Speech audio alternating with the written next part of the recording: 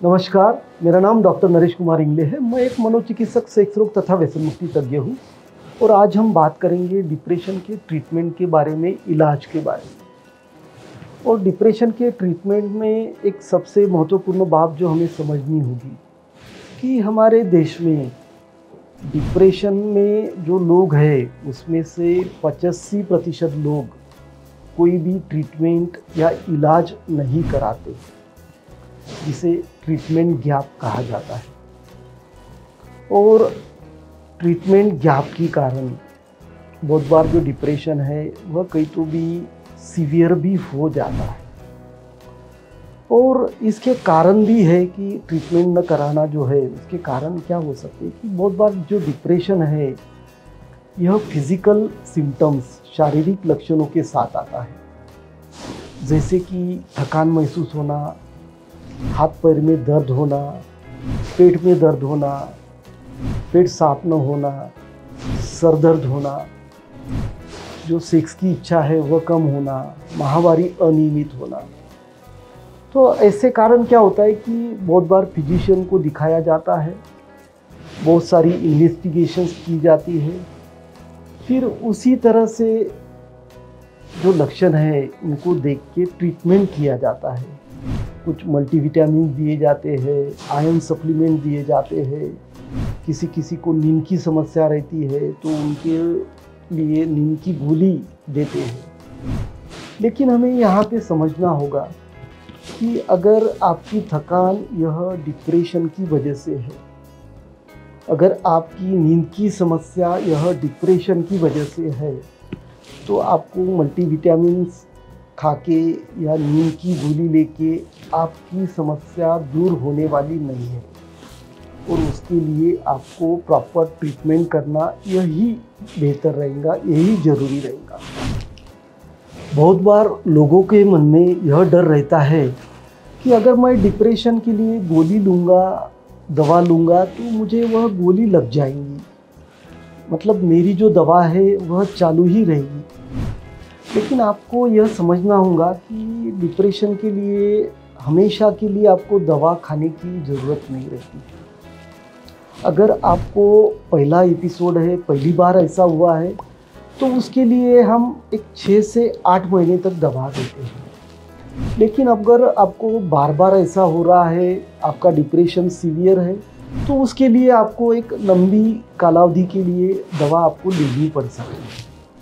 फिर दूसरा डर लोगों में यह रहता है कि हमें नींद की गोली दी जाएगी, लेकिन ऐसा नहीं होता है। अगर आपको नींद की समस्या है तो ही आपको नींद की गोली दी जाती है, और वह भी कम कालावधि के लिए। अगर आपकी नींद की समस्या दूर हो जाती है तो फिर धीरे धीरे जो नींद की गोली है वह आपकी कम की जाती है, और जो आपके डिप्रेशन के लिए ज़रूरी दवा है उतनी ही दवा आपकी चालू रहती है। फिर कुछ लोगों को लगता है कि इन दवाओं से मेरे दिमाग के ऊपर असर हो जाएगा, मेरा लीवर ख़राब हो जाएगा, मेरी किडनी ख़राब हो जाएगी। तो हमें समझना होगा कि इन दवाओं से ऐसा कुछ भी नहीं होता है। यह दवाएं आपको अच्छा करने के लिए ही बनाई गई है। तो दवा लेने से आपको फ़ायदा ही होगा, उससे कुछ नुकसान आपको होने वाला नहीं है। हर दवा के साइड इफ़ेक्ट्स होते हैं, जैसे कि पेट में दर्द होना, मचलाहट होना, नींद ज़्यादा आना, हाथ पैर हिलना। ये जो साइड इफ़ेक्ट्स है यह डोज को एडजस्ट करके कम किए जाते हैं, या कोई दवा उसमें ऐड करके उसको कम किया जाता है। लेकिन उसके लिए डरने की या ट्रीटमेंट बंद करने की ज़रूरत नहीं होती है।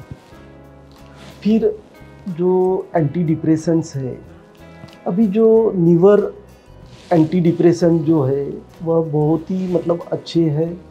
उनकी साइड इफ़ेक्ट प्रोफाइल अगर देखते हैं तो उनके साइड इफ़ेक्ट्स बहुत ही कम है, और जल्दी से जल्दी पेशेंट को जो रिलीफ है वह आना चालू हो जाता है।